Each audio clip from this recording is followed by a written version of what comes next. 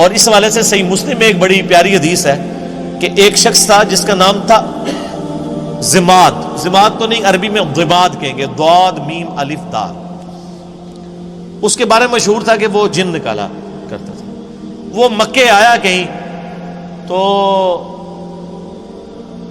اس کو پتا چلا کہ اس طرح مکے میں ایک شخص محمد صلی اللہ علیہ وآلہ وسلم ان کے ساتھ اس طرح کا مسئلہ ہوا ہے. کچھ عرصے سے وہ اس طرح کی باتیں کرتے ہیں. غار میں چند دن کے لیے گئے تھے. لوگوں نے پھر مشورہ کیا تو اس نے کہا کہ مجھے نبی علیہ السلام کے پاس یعنی محمد کے پاس لے چلو. وہ آیا، اس نے بڑے یعنی اخلاقی انداز میں کہا کہ اے محمد، اگر آپ چاہیں تو میں آپ کا علاج کر سکتا ہوں. میں جنات کا، اسیب کا، اس طرح کا جو سایہ وغیرہ ہوتے ہیں میں اس کا علاج کرتا ہوں. تو آپ صلی اللہ علیہ وآلہ وسلم سے اس نے کہا کہ آپ بتائیں آپ کیا بیان کرتے ہیں، آپ کو کیا پرابلم ہے. تو آپ علیہ السلام نے چند الفاظ پڑھے، ان الحمد للہ نحمدہ ونستعینہ ونستغفرہ. بے شک تمام تعریفیں اللہ کے لیے، ہم اسی کی حمد کرتے ہیں، اسی سے مدد چاہتے ہیں، اسی کی طرف رجوع لاتے ہیں. من یہدہ اللہ فلا مضل لہ، جسے اللہ گمراہ کر دے، جسے اللہ ہدایت دے دے، اسے کوئی گمراہ نہیں کر سکتا. ومن یضلل، اور جسے وہی گمراہ کر دے، فلا ہادی لہ، اسے کوئی ہدایت نہیں دے سکتا. واشہد ان لا الہ الا اللہ وحدہ لا شریک لہ، اور میں گواہی دیتا ہوں کہ اس اکیلے اللہ کے سوا کوئی معبود نہیں ہے. واشہد ان محمدا عبدہ ورسولہ، اور محمد صلی اللہ علیہ وآلہ وسلم اس کے بندہ ہے خاص اور رسول ہے.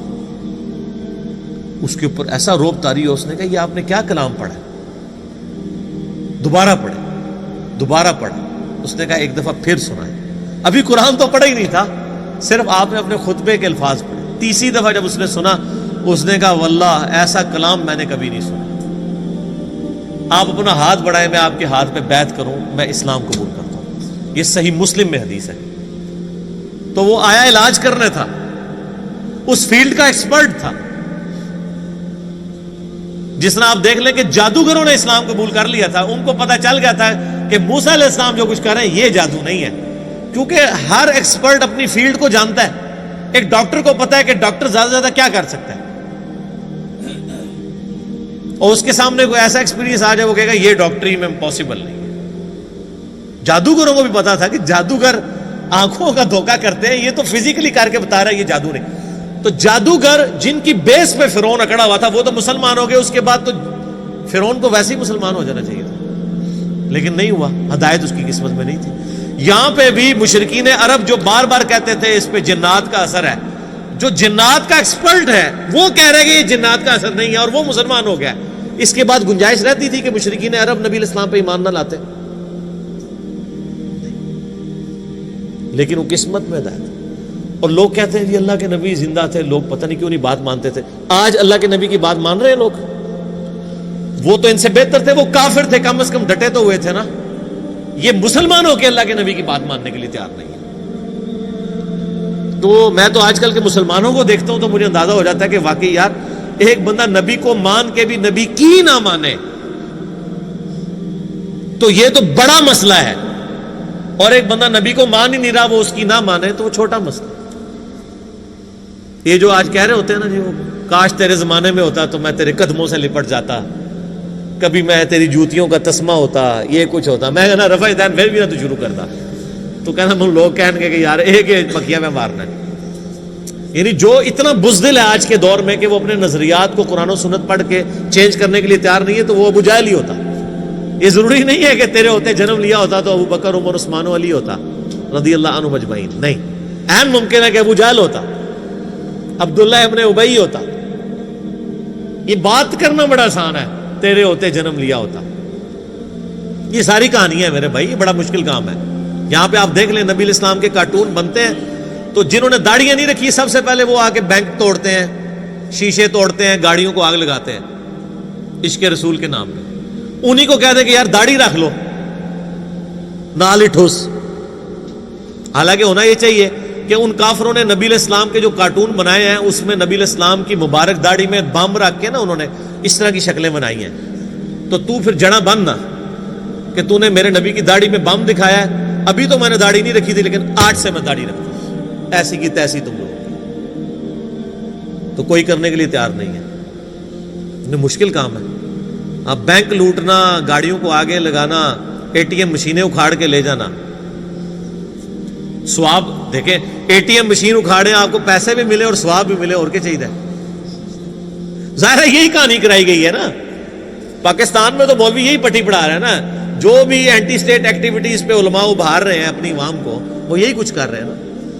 غلامی رسول میں موت بھی قبول ہے، غلامی رسول میں اے ٹی ایم مشین لوٹنا بھی قبول ہے.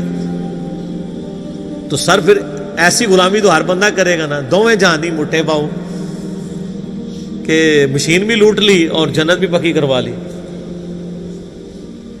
تو یہ ساری باتیں کرنا یعنی آسان ہے، یہ دعوے کرنا آسان ہے، لیکن حقیقت ہے کہ یہ بڑا مشکل کام ہے سچائی کو قبول کرنا.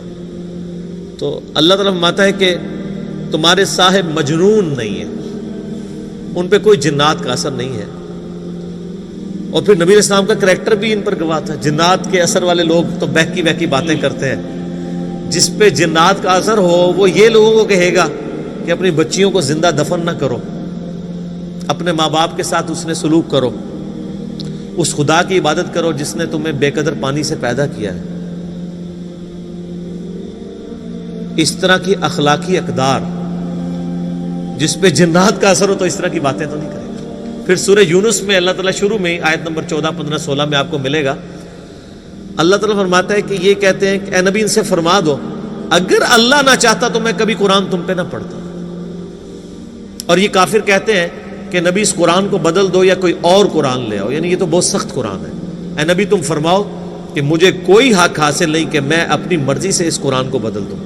میں تو خود اس وحی کا پابند ہوں جو اللہ کی طرف سے میری طرف آتی ہے.